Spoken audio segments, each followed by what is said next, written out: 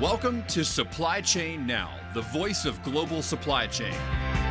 Supply Chain Now focuses on the best in the business for our worldwide audience, the people, the technologies, the best practices, and today's critical issues, the challenges and opportunities. Stay tuned to hear from those making global business happen right here on Supply Chain Now. Hey, good morning, good afternoon, good evening, wherever you may be. Scott Luton with you here on Supply Chain Now. Welcome to today's show. Now, folks, we have a fascinating show teed up here today. We're going to be talking with two supply chain dynamos that have done big things in the industry. And one unique element to this conversation we're going to be getting into today with some neat anecdotes will involve their time working for two big iconic rivals, FedEx and UPS. But we're also going to be touched on topics such as the ever-evolving world of maritime logistics, the importance of organizational, I'm going to call it nimbleness. I don't know if that's a word. We're going to make some words up here today. And bold predictions for 2025 in global supply chain. All that and a whole bunch more. So stay tuned for an informative, enlightening, and entertaining conversation. So I want to introduce our guests here today. And folks, if I sound different, it's because I sound different. The weather here in Metro Atlanta, one day it's 70, the next day it's 35, and it is messing. It's giving me quite the head cold. But if that's the worst that life throws at us this week, we're okay, right? We're doing good. I want to introduce our two guests today. So first up, we have a popular repeat guest that's joined us on a few occasions over the years. So Alan Amling is a TED speaker, a leading authority for helping companies get out of their way to thrive in disruption, not just survive, thrive. Alan spent about 27 years driving innovation and getting results at UPS. Now, he serves as CEO of advisory firm Thrive and Advance LLC. He also serves on a variety of boards, including as advisor for promising innovative startups. He also serves as assistant professor of practice, supply chain logistics at the well-renowned University of Tennessee at Knoxville. So be sure also to check out his first book, Organizational Velocity, which was released in 2022. It's gotten a bunch of great reviews. Alan, welcome in. How you doing? Hello, Scott. I'm doing well. It's great to be back.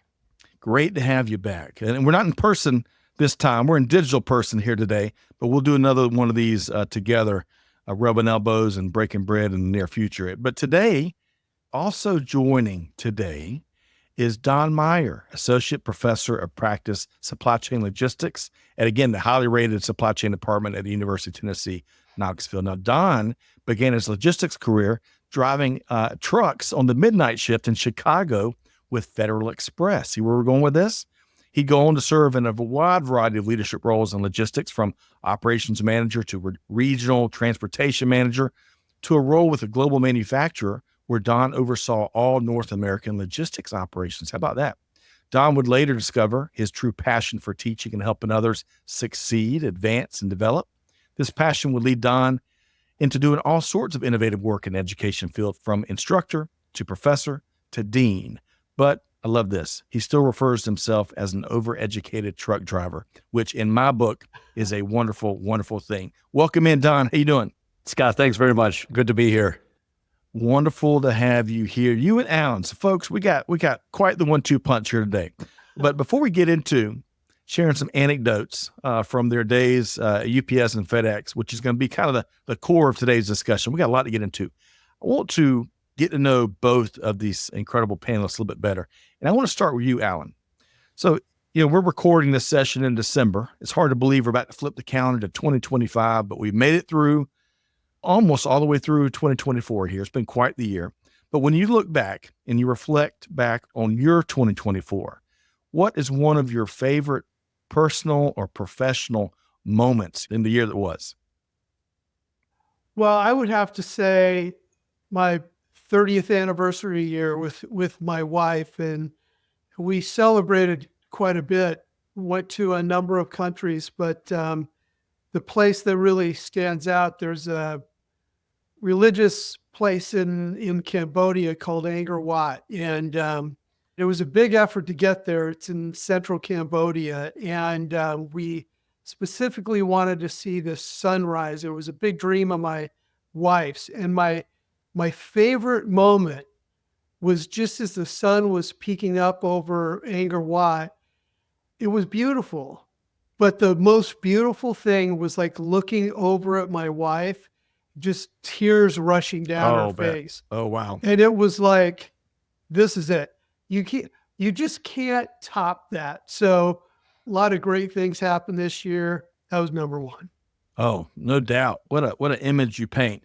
And in those moments, when I've had similar moments, you feel so insignificant. Oh, yeah. Compared to the power of the universe. And I'm a sucker for any sunrise. And gosh, where you were at Angkor Wat in Cambodia, I can only imagine. And then congratulations, 30 years. Yeah. That is quite an achievement. So kudos to you and your spouse, Alan. Okay, Don, that's going to be tough to top. See, competition. You can beat that. We're already started. Sorry, Don. He had me go first. Man. That's okay. That's okay. Hey, for when you look back at your year, Don, in 2024, what's one powerful reflection that comes to your mind? Okay, I didn't make it to Cambodia, but I do have Alan beat on one thing. My wife and I are going to be celebrating our 34th anniversary next week. So there you go. Wow, nice. Congratulations. Well, thank you. Thank you. So let me ask, where'd you meet your wife back then? Truth be told, I mean, it's a long story, but I'll try to condense it. We're both from Joliet, Illinois, so outside Chicago. Grew up on the same block, actually same street, 1 block away from each other. Our dads also grew up together, came out of the same neighborhood. She went to the parochial schools. I had to go to public schools. She had no idea who I was, even though my wife used to babysit her. I'm also the youngest of 8 kids, so there's like this long line. So one of my sisters babysat my wife. There's my in-laws are the godparents to one of my cousins, on and on and on and on. But she never knew who I was. In high school, there was a conversation. My brother and I were standing out after a football game. Then I got to go to the Catholic high school, all male. She went to the all-girl high school. And she comes around the corner. She knew who my brother was. My brother is a policeman, so just imagine that. She stands right there, has this long conversation with my brother, doesn't even look at me, say hello, nothing. She finishes, walks away. I'm like, man. My brother's like, oh, yeah, I got this girl to talk to me. Anyway, we actually didn't really meet until in college, and she walks around the corner from our friend's house, and the friend introduces me. I'm like, oh, I know who she is. And I just rattled off everything I knew about her, so it kind of freaked her out.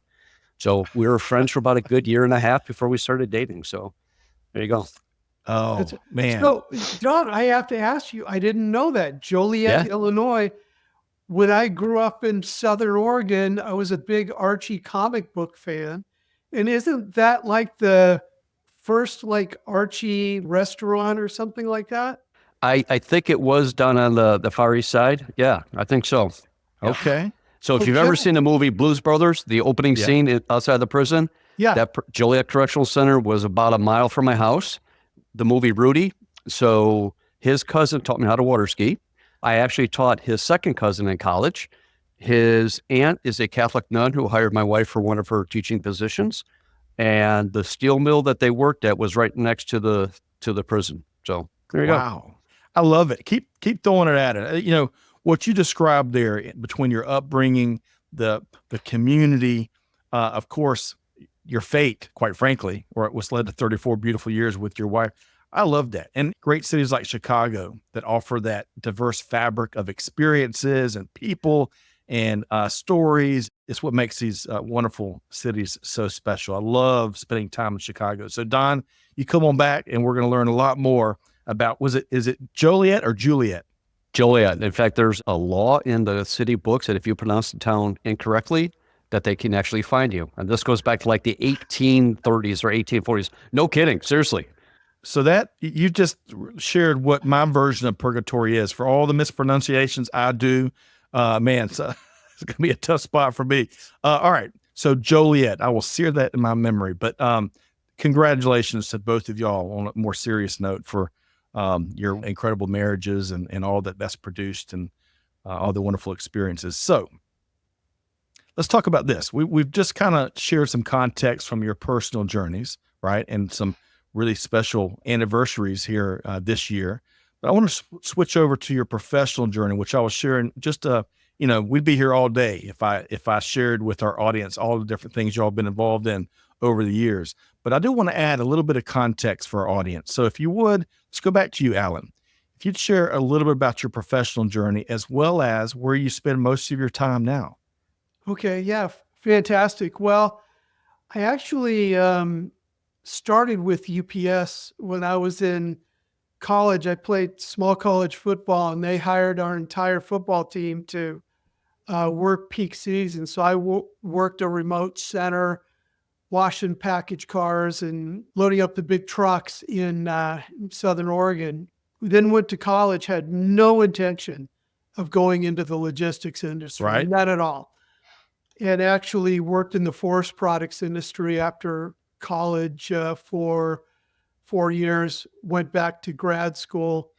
I was a marketing guy, so I wanted to work at, P&G or Nestle, and those were the places that I were applying to. But UPS came on campus. Very first time they came on campus to hire MBAs. And I had such a good experience with them that I interviewed with them and ended up taking the job thinking that I was going to be, I'd stay there 2 or 3 years because then you become less marketable.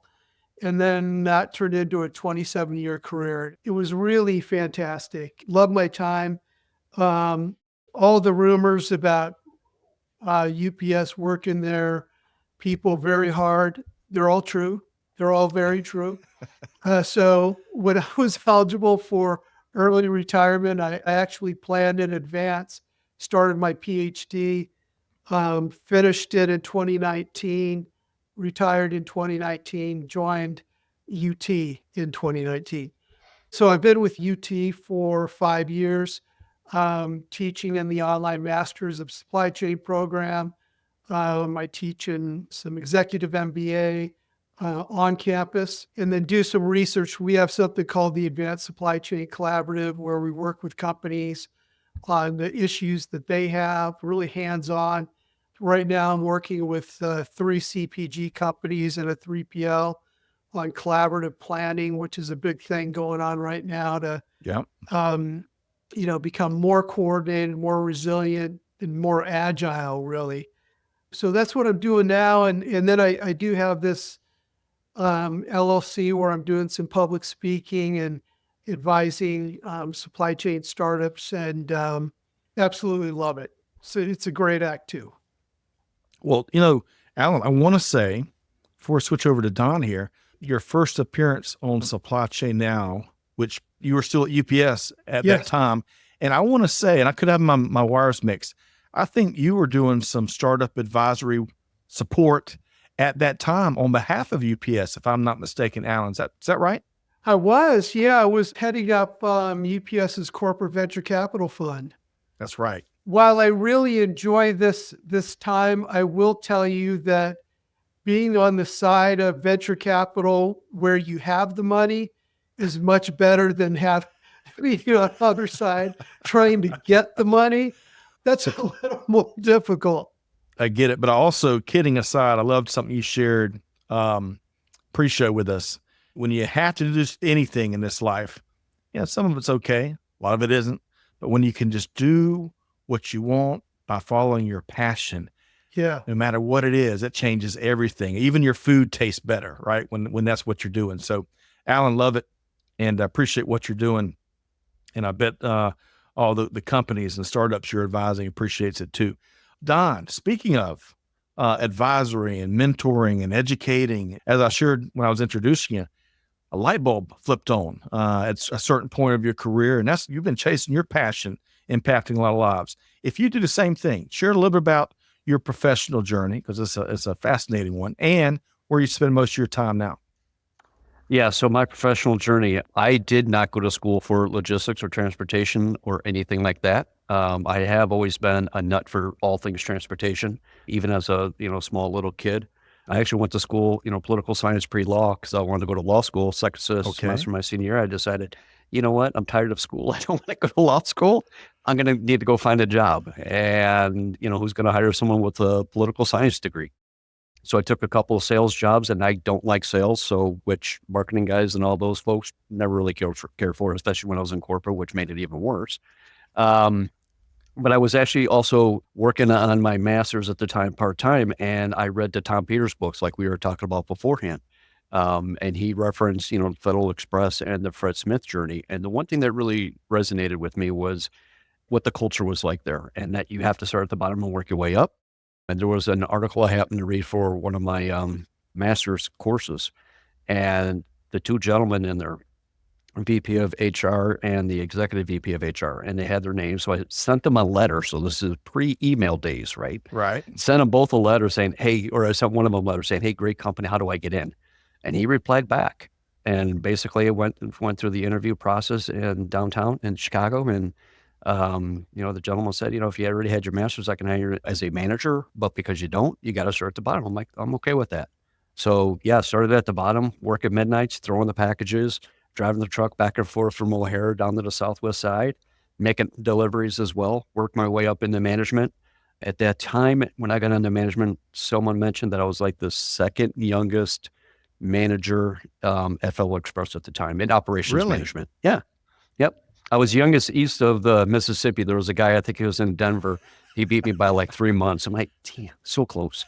It sounds like a wrestling. In the world of wrestling, there are different regions from the Central Savannah River area, world champion, to Western Pennsylvania.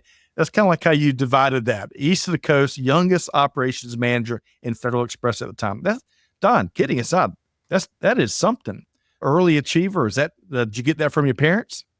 Probably. It's just a matter of just putting your nose to the grindstone and just working hard, and eventually someone's going to take notice. And if you just take your licks, things will work out.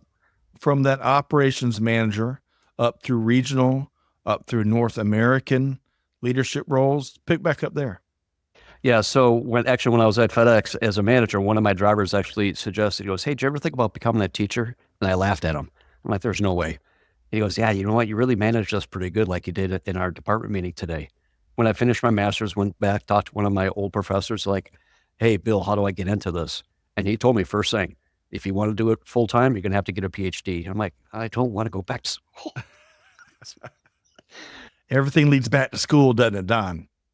So I actually started teaching part-time for the University of St. Francis in Joliet, where I'm an alum, and was doing that part-time while I still had all of my corporate jobs. And I was fortunate that when I got to Monsanto, we had tuition reimbursement that they would pay for 100% in a degree at any level. So I could have gotten a PhD in basket weaving and they would have paid for it. Wow. Right.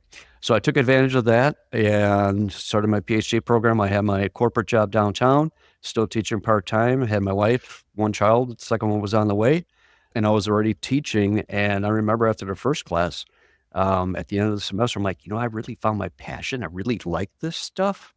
So at one point, right about 2004, I outsourced my entire group at Monsanto, and it was actually a good thing for us. I know everybody's like, oh my God, you got rid of everybody's job. No, everybody had a job, and I even outsourced my own.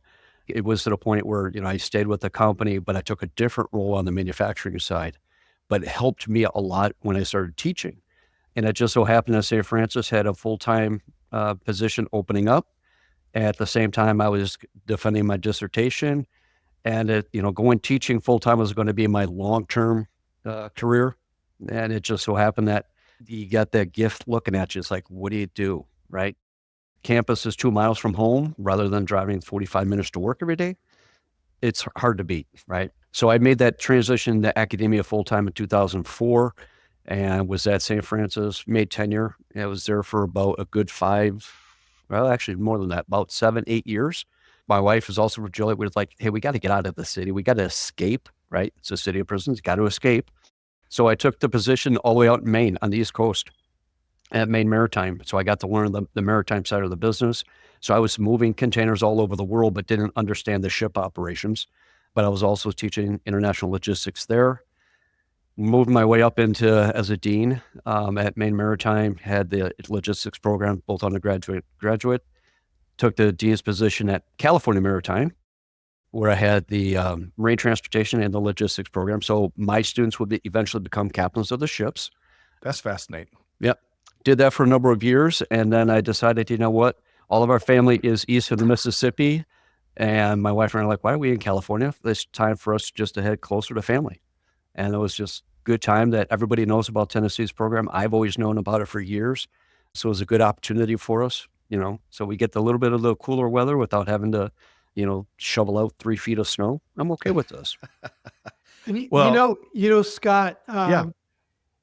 people like Don are rare, right? There's not a lot of people that have the combination of the academic and the practitioner, right? And especially, I know from experience, you got to be a little nutty in the head to go back to school, mid-career, because it's quite a sacrifice. But UT seems to attract those people. We have a lot of, former practitioners. I'm thinking of like Daryl Edwards, used to be the SVP and Chief Operating Officer of Lazy Boy, also has a doctorate, found his way to Tennessee. A lot of people from industry, and Mary Long, who I know Domino's and CPG experience, Mike Burnett from PAG, and the list goes on. And when I was looking at different schools, it was like Don, when you were saying about, no, I'm not going to teach, because when you were in industry, people said, well, if you can't do, teach. Yeah, those who can do, those who can't teach. And that I had somebody say that to me once after I just started teaching. And this was right before a Blackhawks game with a bunch of friends. And the guy that said that, I'm like, are you kidding me? Anyway, just absolutely drove me nuts. Yeah. But on the other side, I talked to, a lot of different universities, and you would think, oh, of course they're going to embrace practitioner experience. Right. And so they have the same kind of, bias on the other side of, oh, well, if you're a practitioner, you're not using the scientific method, you're not being serious. So UT is kind of bringing in the best of both worlds, but the truth is neither side is correct in their kind of gross simplification. We have a great mix in terms of both the tenure track, the hardcore researchers, and those like Alan just said, like both of us, we're practitioners, right? So we could bring all of that knowledge into the classroom. And we see that, and again, as a dean, I got to see all of my faculty's course evaluations, and those that had that practitioner experience, their evals were a lot higher, and the comments from the students were much more enriching because they're like, these were great stories. I learned more from that than any textbook. Yeah. Yeah. I love it. And a couple of things to point out. I think that as y'all both described your entry into global supply chain, it really illustrates. I know there's a lot more schools now because they've really proliferated, which is a great thing. But we still need folks from all walks of life, all programs, all sectors. One of my favorite stories to talk about is meeting a supply chain practitioner that majored in Renaissance arts or something like that. He was an artist and found his way in the supply chain doing big things. We need folks from all walks of life. And I love that about y'all's background. The other thing, captains, you mentioned captains, Don. So many folks have no idea what captains go through and kind of that lay of the land. I don't know, find a better analogy, but you know what I'm saying? It is fascinating what they do and so important to how global supply chain works. And for that matter, just the river system here in the U.S. Oh, yeah. So many folks don't talk about that until the Mississippi goes dry. And then folks talk a little bit about it. Anyway, fascinating stuff. Let's do this. We got so much to get to. Folks, this podcast idea really was created when I saw a social post that Alan had shared where it was him, I think it was him and Don at an event somewhere, right? And what Alan was communicating was he was really celebrating how former fierce competitors can still oftentimes come together to do big things in the industry. And I love how we see that play out, not only in that message, Alan, with you and Don, but we see so many other companies coming together that, compete fiercely during the day, but they come together and support humanitarian missions or whatever, innovation in the industry, you name it. So our audience, I know, because we got the smartest audience in all the world, knows that the long-time fierce competition between UPS and FedEx, right? The game has evolved as of course everyone expects it to, but still, I can only imagine if Dallas thought they had a long-running TV show, we should focus on a Dallas type premise, but focuses on the world of UPS and FedEx. Man, we could retire to the beach. So I want to explore that a little bit here today. Give our audience a glimpse into some of the supply chain story behind the scenes. So Alan, you have been nominated. You're going to be our Otis Nixon here today when we share some of these anecdotes. What comes to mind when you think about the competition between UPS and FedEx, and especially what you saw in your roles? Oh yeah, I'll tell you what, it was fierce, no doubt. And one of the things I mentioned in that post, that in my household you couldn't use the F word, right? The F word was not to be uttered in our house.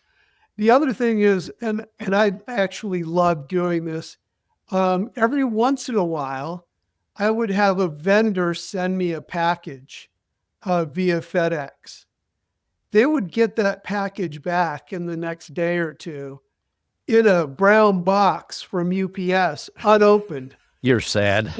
And it was like, come on, what are you doing? Right? What? And people just, they just didn't think. And that caused some interesting responses. But yeah, it was pretty fierce. I'm going to switch over to Don here in just a second, but you were talking about no one can use the F word. Years ago, I had the great pleasure of going into Coca-Cola headquarters, and we did an in-person event, right, in my first startup. And it was just an incredible opportunity.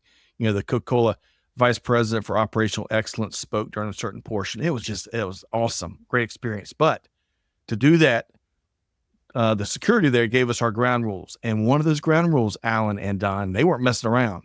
No competitor products get past the front gate, basically. At first, I thought they were kind of like tongue in cheek. Yeah. Oh no. I saw them clearly communicate it, and I wasn't gonna try it.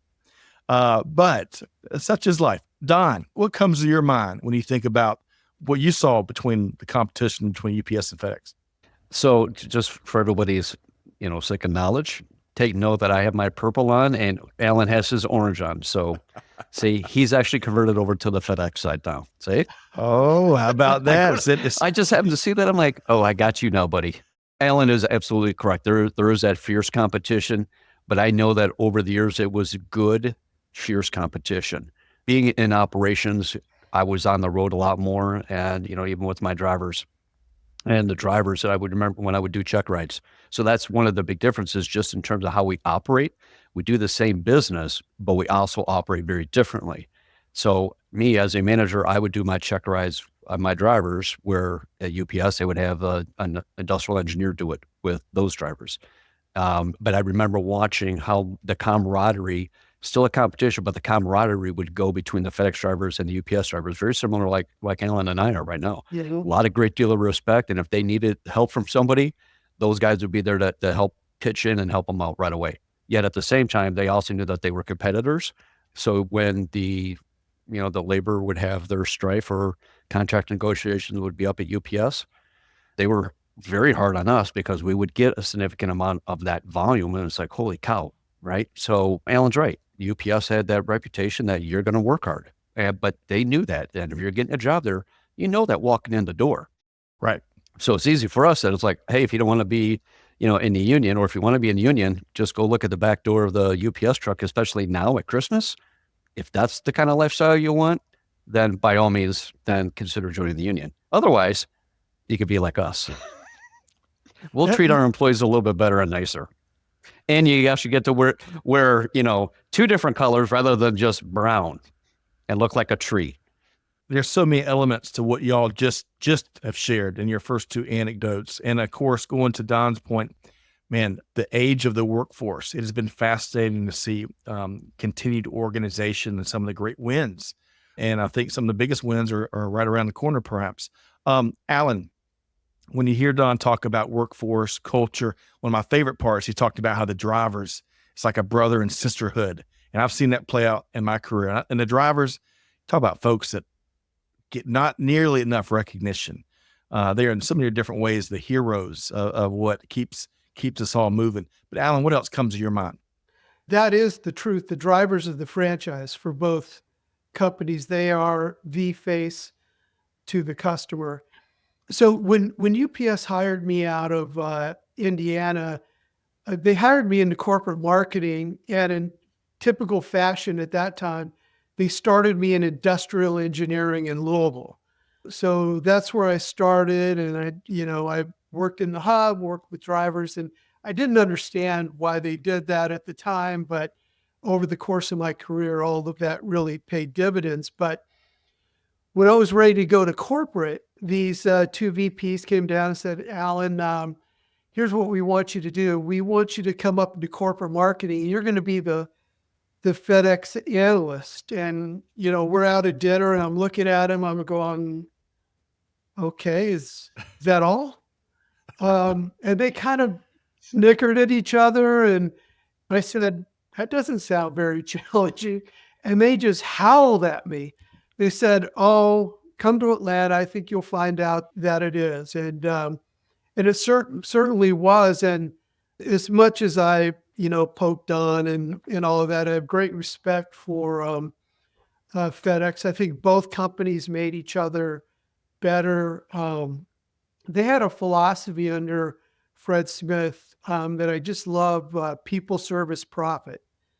It was a great culture. And at UPS, it was, similar at that time. Things that weren't passed down from our founder. And we would read these policies, and we would read these policies like before every single meeting and talk about how they matter to us. And the culture was really strong. And really in both companies, you started at the bottom, like Don was saying. And one of the things that kind of makes me cringe a little bit, it's not the same anymore in either company. And some of that change had to happen. But, you're seeing it where the jobs are becoming more transient and it's a job, not a career. Yeah.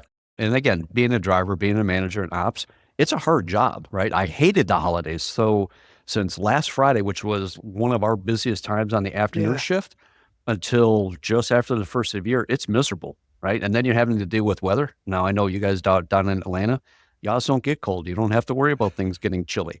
But imagine telling your drivers in Chicago, hey, it's so cold, like minus 32 with the wind chill. Leave your trucks running. In Chicago, not necessarily a good idea. But Alan is right that the culture really has a lot to do with it. And I know UPS would be the same way. Alan talked about Fred Smith and the PSP, the People Service Profit. Even to this day, I can rattle off exactly what that was all about. I still remember my employee number, and everybody knew that your employee number meant your seniority. So when you start and you meet someone at a new station, like, hey, my name is Don. And you're like, yeah, mine's Scott. Great. Hey, Scott, what's your employee number? Because now we're trying to figure out where you sit in the whole pecking order, right? Or because Fred Smith was a pilot during the Vietnam War, a Navy pilot, the uniforms that we first had when we first started as Federal Express, some of the drivers actually had epaulets, right? And they would change colors based on their seniority. And we would get our Bravo Zulu pins. So Bravo Zulu means job well done. So there are two naval center flags those are pins that we put on our badges and everything else. And that was all over, that's something that you do, that you can give someone a BZ for doing something good. And we can give it to, companies or to a customer as well. So that was a big deal. Right. So there's a lot that I think we're going to be missing in terms of that type of a corporate culture where you get to know people that you work with. I mean, yeah, we're here online and, Alan and I have talked a number of times in person and virtually, fortunately, but there's still something that the camaraderie and the relationship that you can develop with someone face to face. I think we're starting to lose that. And I think that's going to impact how we operate going forward in years to come. I'm with you. And, it's really a double-edged sword, right? Because if you look at ever since the pandemic, and which gave rise, went well past a tipping point. We've had remote communication platforms for decades, right? But of course, the pandemic took that to a whole new groundbreaking level. And on one hand, you got the convenience factor, which is important, right? But kind of to your point, Don, and similar maybe to some extent what you're sharing, Alan, it changes the game of rapport building. It changes that camaraderie factor. It really, I've found, just my personal experience, tough to have the same genuine, earnest conversations that really builds bonds we're limited to the remote thing. So it's a tough equation to balance. Alan, your final word here. Yeah, so there's absolute benefits to the flexibility, and it's something that, when I was at UPS, I actually fought very, very hard for. We wanted to attract more women into the workforce, but we weren't giving them the flexibility that they needed, and especially early in their career, which was a big mistake. Right. But make no mistake, you're paying a tax for it, because I would always tell people the secret sauce at UPS is you'd have these people that have known each other for years, if not decades. I mean, when I was there, we would have a founders day, and at the corporate office, you had to have at least 30 years of service to be recognized in person because there were too many people.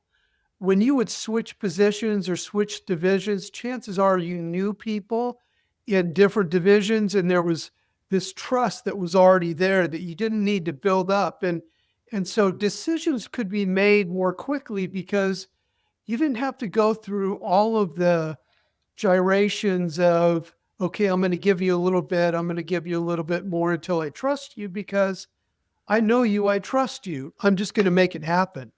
That's something that, as Don was alluding to, is missing. Alan brings up a great point. It's building trust, right?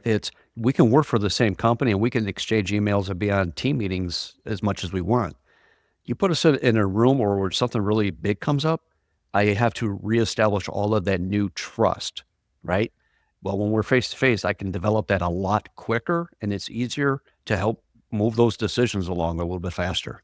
Whether we're talking inner organization, like both of you are, the trust factor, or of course out across our ecosystems, I think we all learned for the perhaps a millionth time the immense value of trust here in the last few years.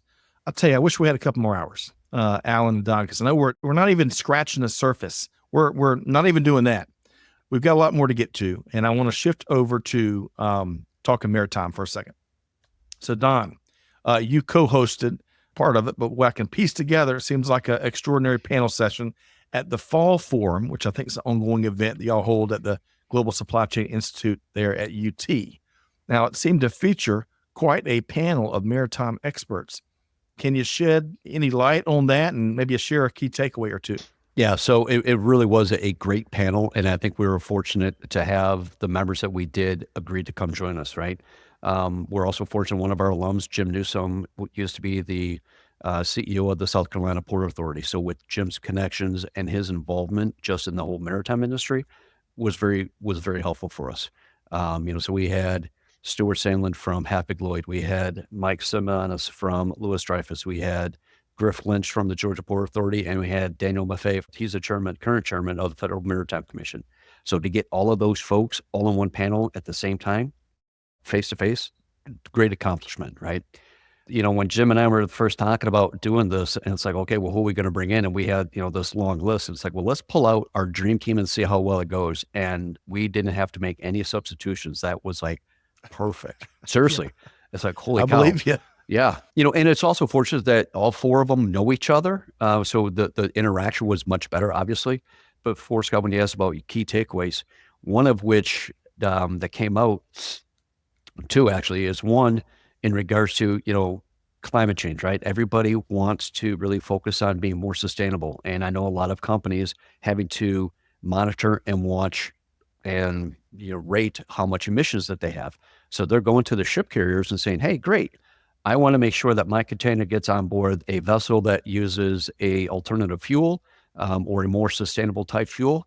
Ship companies are like, sure, we could provide that. In fact, I just placed a $40 billion order for 20 new ships, and I'm going to have this different type of an engine on board so I can run LNG or ethanol or biomethane, whatever the case may be. Hydrogen is also coming out.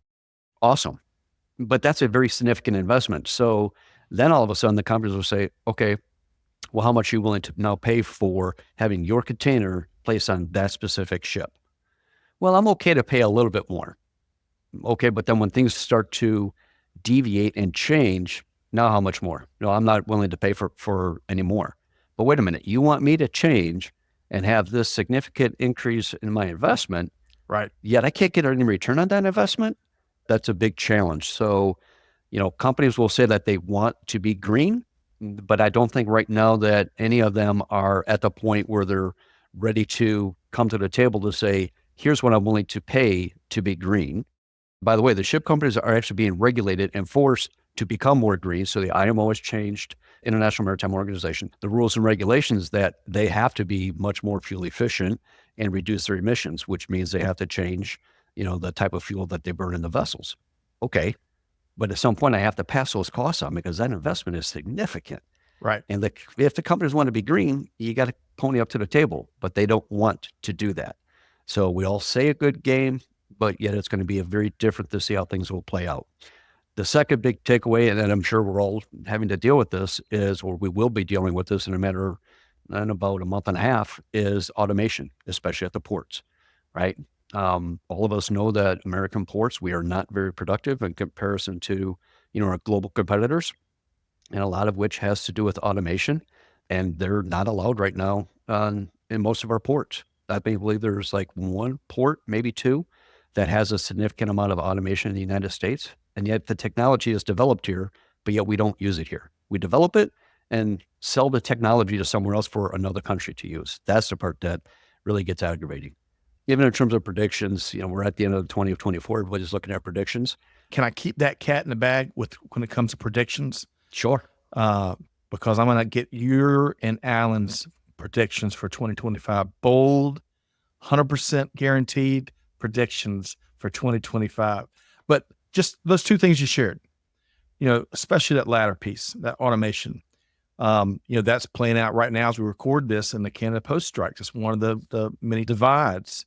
Of course, you're kind of implying as the deal comes up between ILA and the USMX, I think it comes up in mid-January. Automation's perhaps the biggest ticking point. Compensation, of course, but automation. And to your last point, Alan, let me get you to comment on this. I think a lot of folks out there, a lot of Americans, and even a lot of supply chain professionals may be surprised at the current level of automation across our ports. Georgia, the Port of Charleston, the ports down there in Savannah and that area, incredible. I've toured them. Y'all probably toured them too, incredible. But being able to compete on the world stage, and when you go to other ports around the world and see the differences in automation, it's mind-boggling. And it's something we got to figure out as an industry, because y'all probably have the same conversations I have.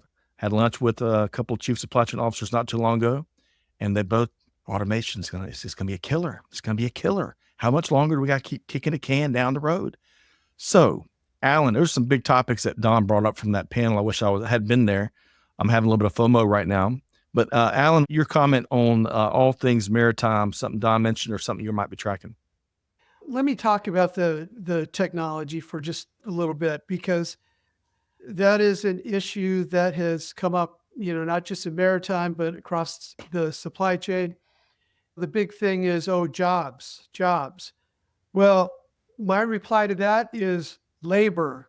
We don't have enough of it. So there is one argument about, okay, well, you're not going to need as many people, but the fact is the number of people that we have is low, and it's not going to get any better. Right. Well, yeah, just look at the facts. Look at birth rates, not just in the U.S., but around the world. The only way you're going to solve the labor issue is through, smart immigration reform and technology. That's it. I mean, it's just the facts. People can, fight against that, but it's kind of like, Don mentioned people don't want to pay for green. The companies don't want to make the investment. And I see that all over, where you interview a group of people and you say, would you rather buy something if it was, greener? And so however you define that, they said, oh, yes. Would you be willing to pay more for it? No. Oh, no. Would you? You promote Buy American.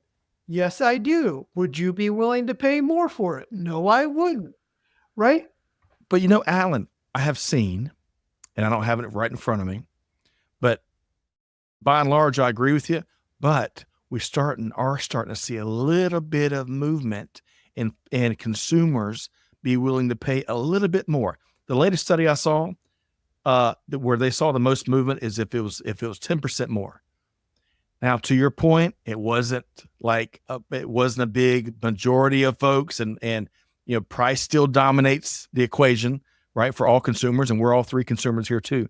But to your point, Alan and Don, a great keynote, might have been a preacher, might have been a sermon, I heard this at. But anyway, he's like, if you ever want to know what's important to you, look at your calendar and look at your checkbook.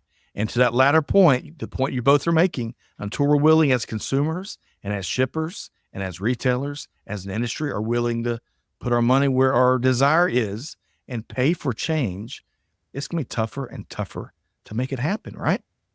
That's absolutely right. Because if you look at trends around X-shoring, reshoring, nearshoring, when you move from, supply chains being globally optimized, most of the moves we make, whether it's to nearshore or maybe moving from China to Southeast Asia, it's going to end up costing you more, right? Yeah. And there's a balance that I always talk to companies about, that you definitely want to be resilient, but you also don't want to go out of business the old-fashioned way, which is not being competitive from a price standpoint.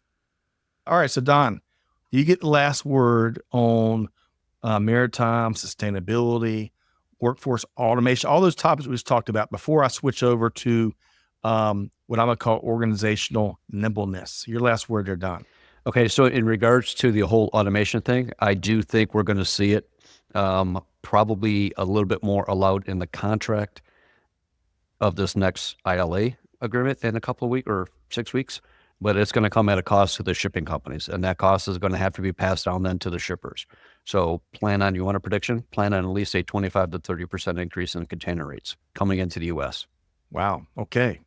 It's going to be a cost, and that cost, just a labor cost. By the way, so when Alan talked about, loss of jobs, maybe it may occur, but even when the container was invented here in the United States, when the container came into the ports more often, basically the shipping companies had to pay the unions.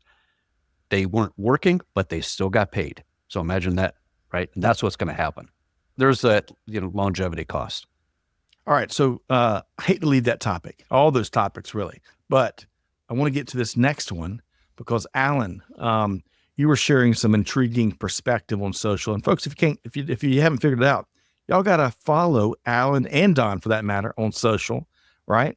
One of these posts I saw, you were talking about a Comdex panel that you had hosted way back in 2001, Yep. which is only 23 years ago, but probably to all of us, it feels like it's about 100 years ago, right?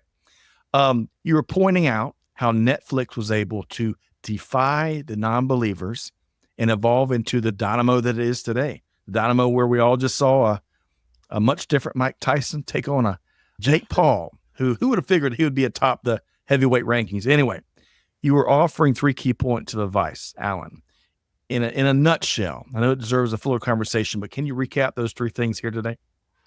That was back, 2001. The internet was still young, and UPS, we thought it might be a big deal. So I had Reed Hastings, one of the CEO and co-founder of Netflix, on my panel. And at that time, the bandwidth wasn't there to do streaming. So they were their big innovation was they honed in that people hated paying late fees. And so for those in the audience that can remember VHS tapes, used to pay late fees. You'd rent them for, 3 days. And if you didn't get it back, you got a late fee. If you weren't kind and rewinded, you get a fee for not rewinding those VHS tapes back in the day too. Yes. Yeah. Oh gosh, we live in a great world now.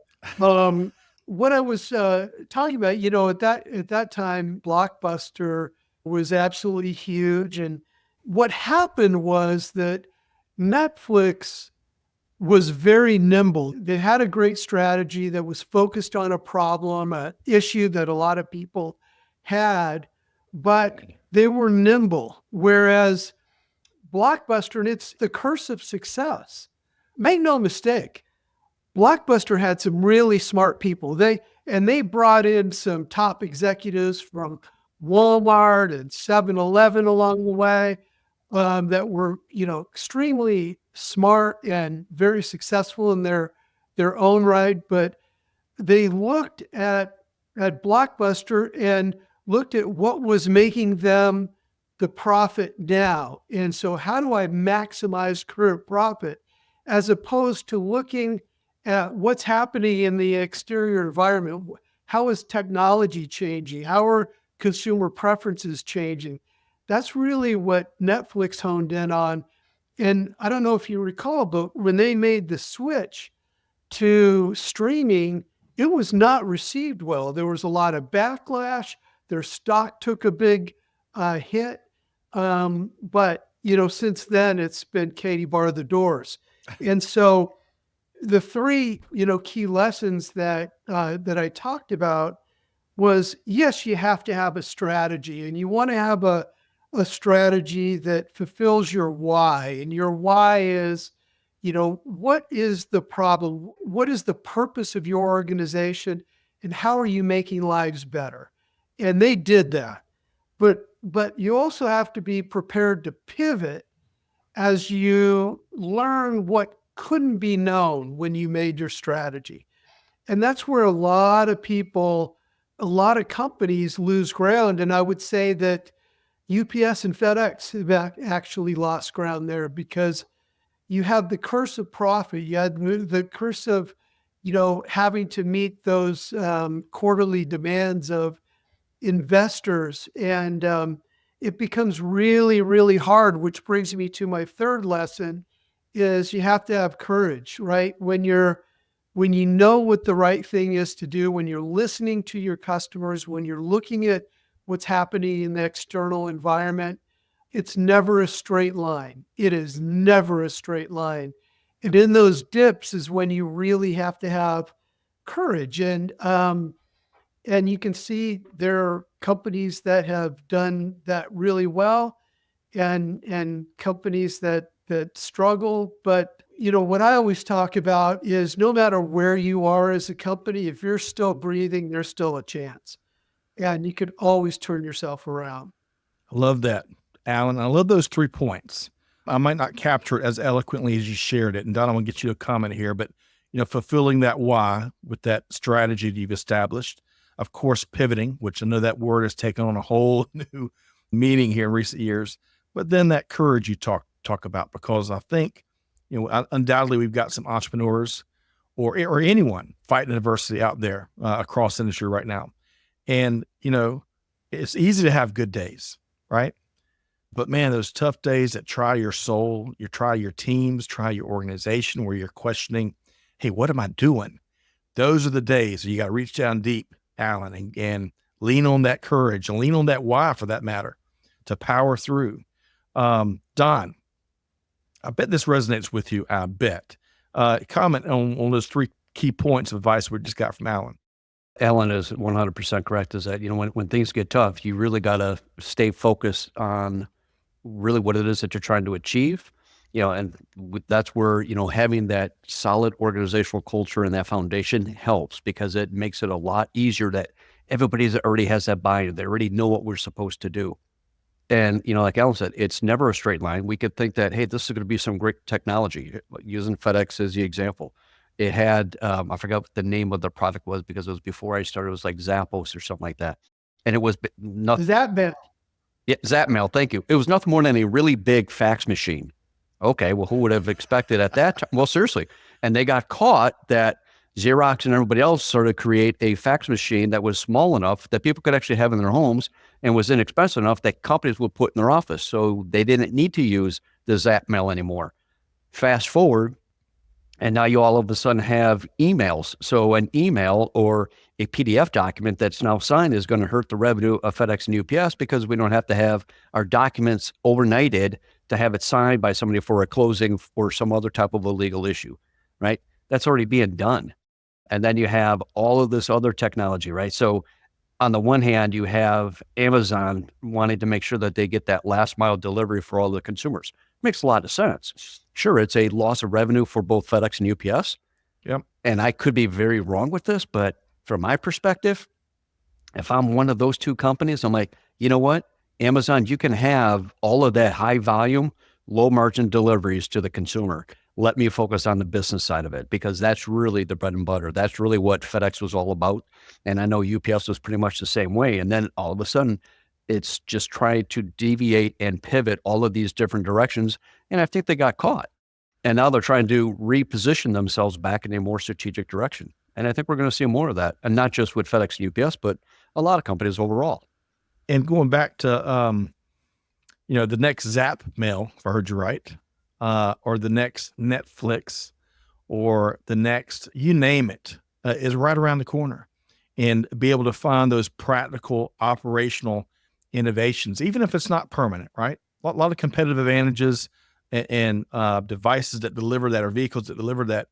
A lot of them are temporary, right? Using that downtime, using that challenging time to find that next $1 million, or in this case, in some of these companies, $1 billion idea is so. I mean, that's like that's core to, I think, being an entrepreneur and a true innovator, right, in industry. And when I say, I don't know about y'all, but I think innovate, the word, can have the wrong connotation for a lot of folks out there.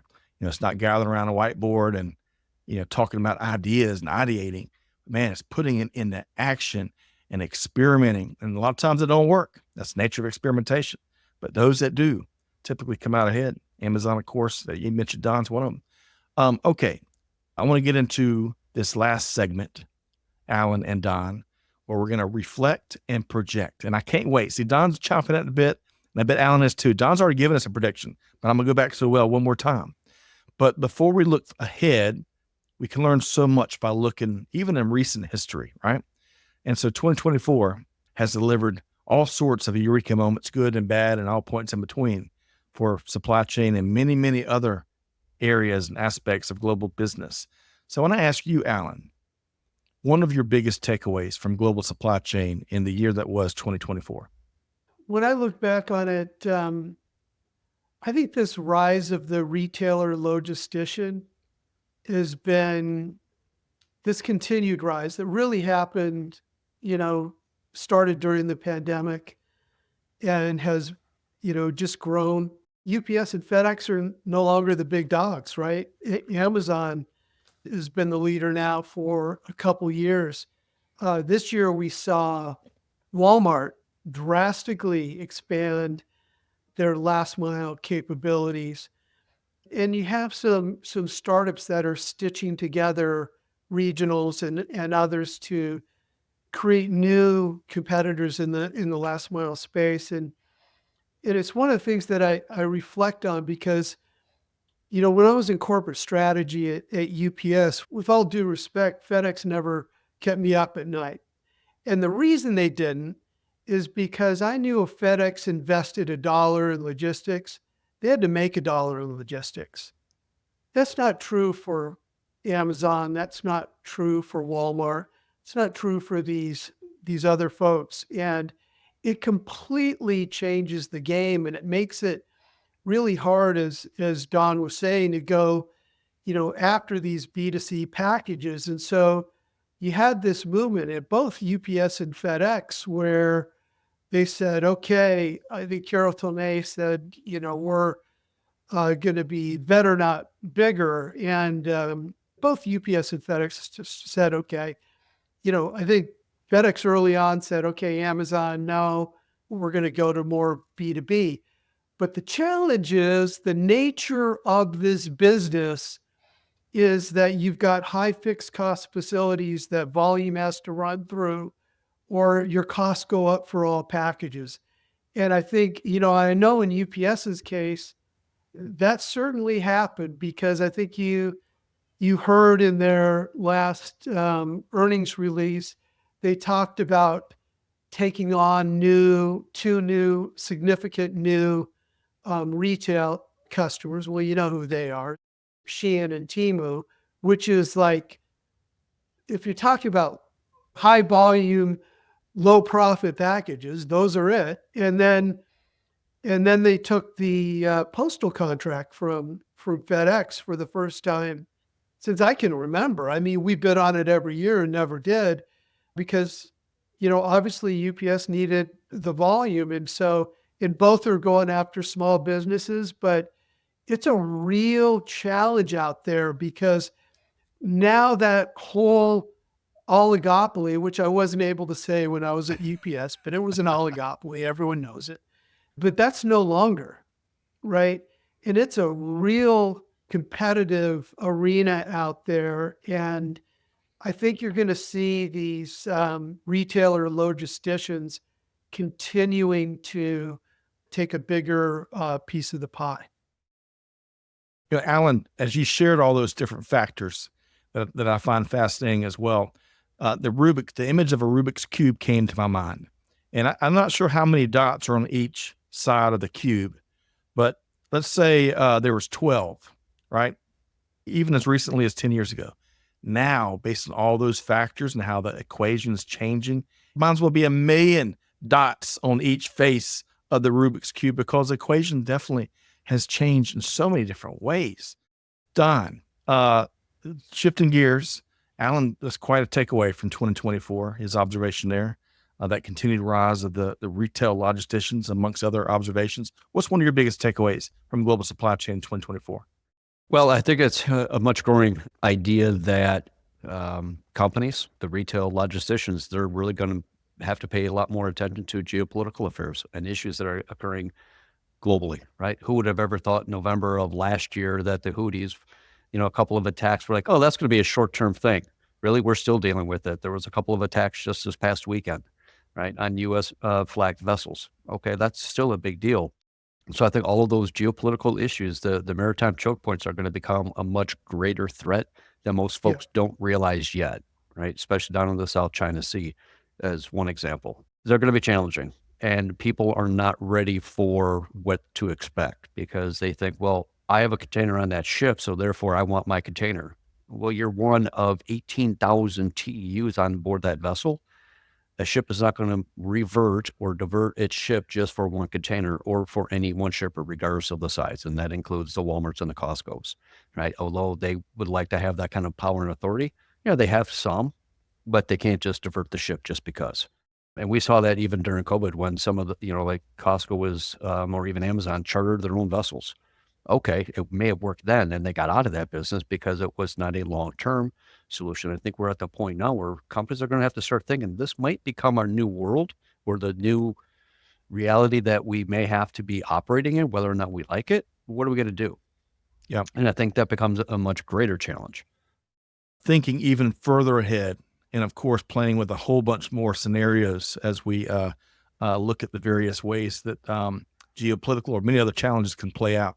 And it's fascinating to me how everything is so connected. It takes me back to that Forrest Gump opening and the closing with the feather, right? Or the butterfly effect, if some folks want to call it. Everything is connected to some degree. It's really fascinating. Okay, so Alan and Don, I got a couple final questions. My toughest one is one more bold prediction that you'd each share with us of what to expect in 2025. And Alan, since Don's already kind of gotten a head start on you, I'm going to start with you first, Alan. So what are you predicting? In a nutshell, I think we're going to see a new globalization of supply chain. And it gets back to Don's comments about the geopolitical situation, which I think most supply chain leaders are underrepresenting the risk there. I was in the South China Sea 6 weeks ago with Chinese vessels shining lights into our ship's cabin because the president of Taiwan had made a comment about China can't speak for them. And so they decided to run some exercises in the South China Sea. I was in Vietnam recently, and because I'm a supply chain geek, I'm asking everyone questions about, okay, so what's the relationship with China? What's, if there was a new Cold War? This was, maybe after some drinks, after I got to know them a little bit, not just a random person, right? They would all say the same thing, that we are so economically tied to China that, of course, if there was a new Cold War, we would side with them. And it's something that I've been talking to companies about for quite a while, that think, okay, I've moved my final assembly to Vietnam or to Cambodia or, Malaysia. And they think, okay, I'm more resilient. I'm protected against this geopolitical threat. No, you're not. You're not at all. 80% of the materials that go into final assembly in Vietnam come from China. And so I think right now there's going to be a realization in 2025 that we're not going to be able to unwind the global supply chain, and it's going to have to take a new shape. And there are certain industries where it may make sense to reshore. And I think we're going to, begin to see that. And that has all sorts of ramifications for labor. And do we have the right skills in the U.S., since we outsourced most of those manufacturing skills many years ago? All of this I call a new globalization, is that supply chain managers are going to come to, we're not pulling out of China completely. We're not reshoring completely. We're not nearshoring completely.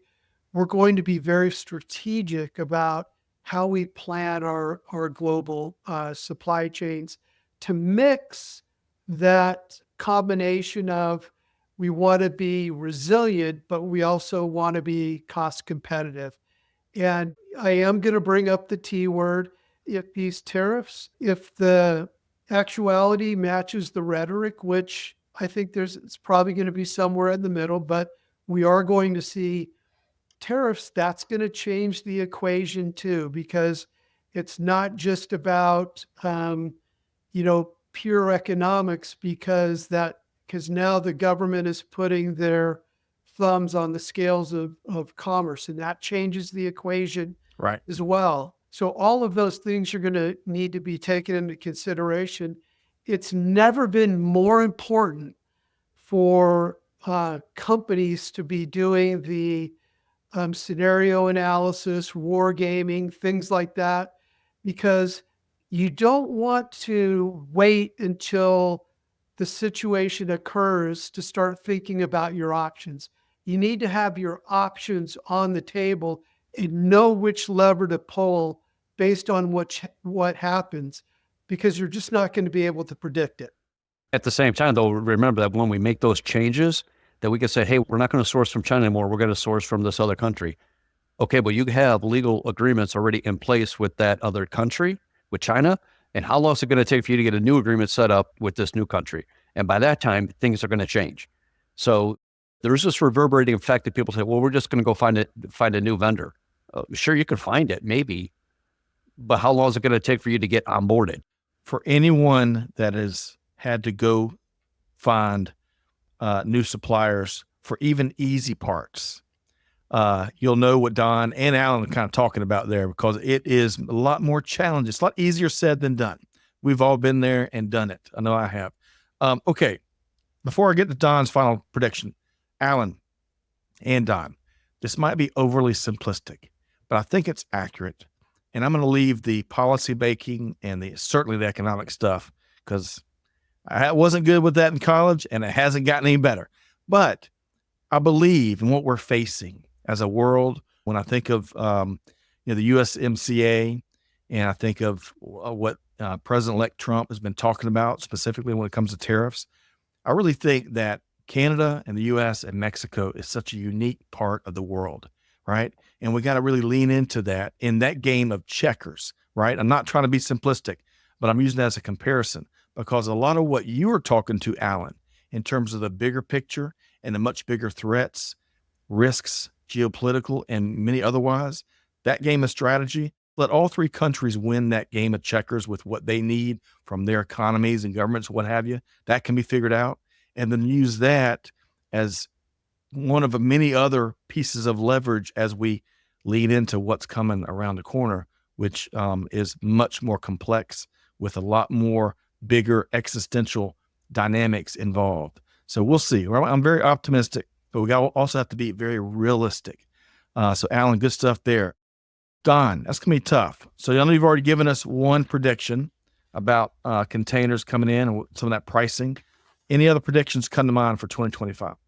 Well, I don't want to, go off of Alan's coattails because typically UPS follows FedEx's lead on innovation and strategy. I knew that was coming, Don. I had to. But he is right. It's going to be a very evolving thing. So you mentioned before about the USMCA. What most people don't realize is the negotiations or the decision to say whether or not each of those three countries are going to stay in has to be made by July of 2025.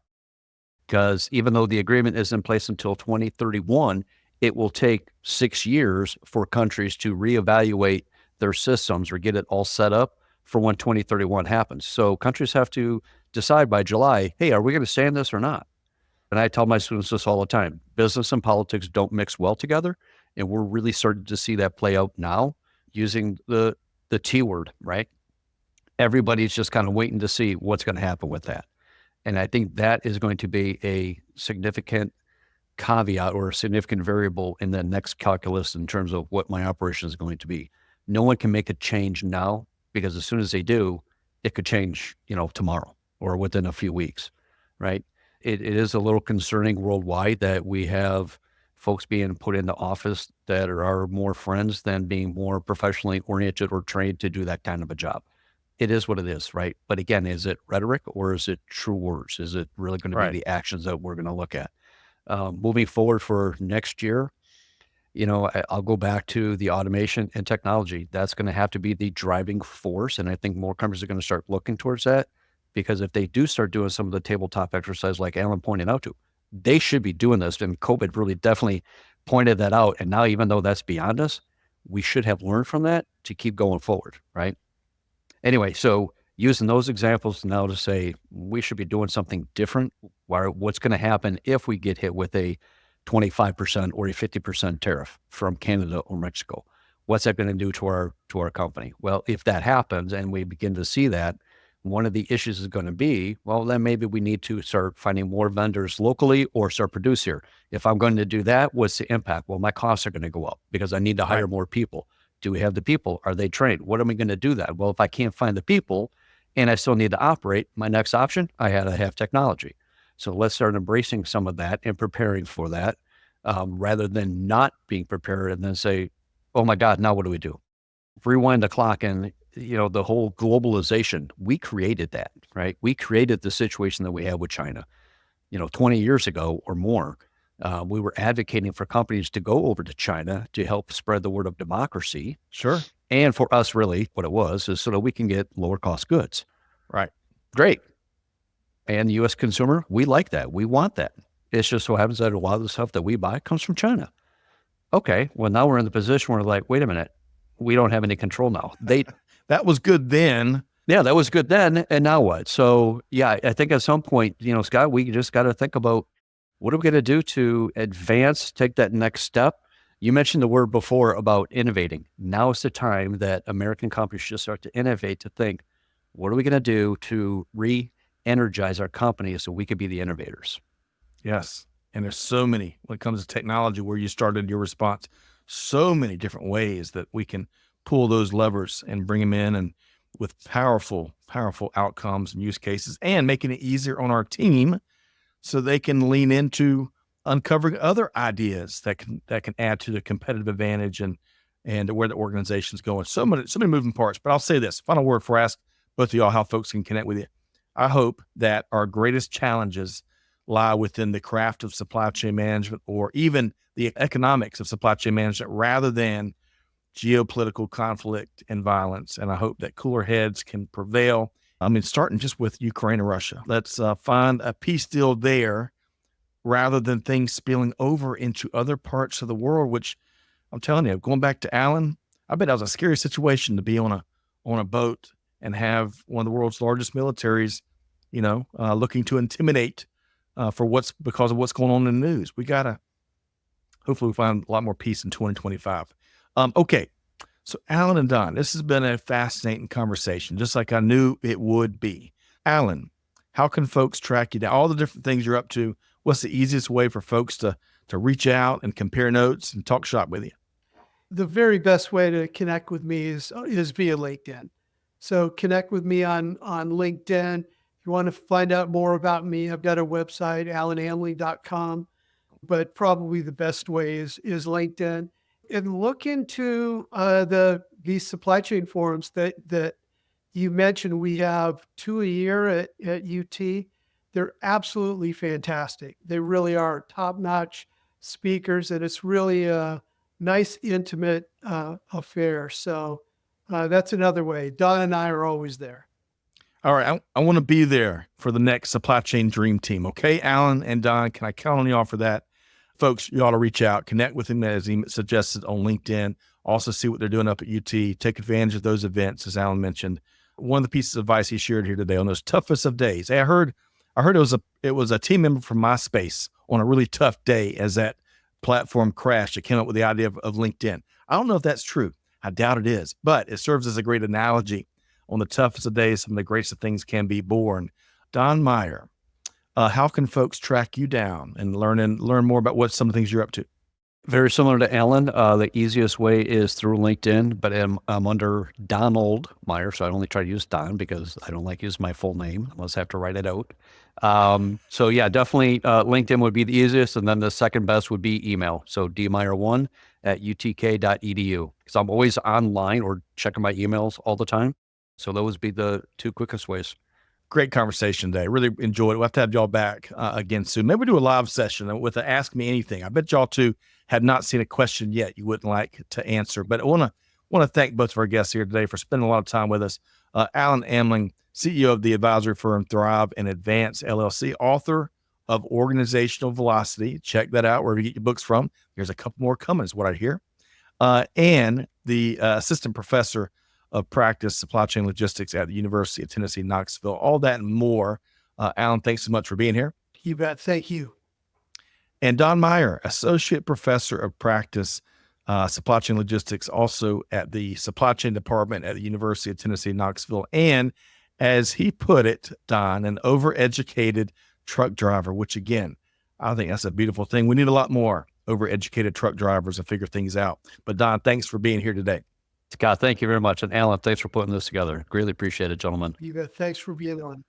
Completely agree. But folks, hopefully you've enjoyed this conversation as much as I have. Tons of insights, looking back in the rearview mirror, looking ahead of what's on the horizon around the corner.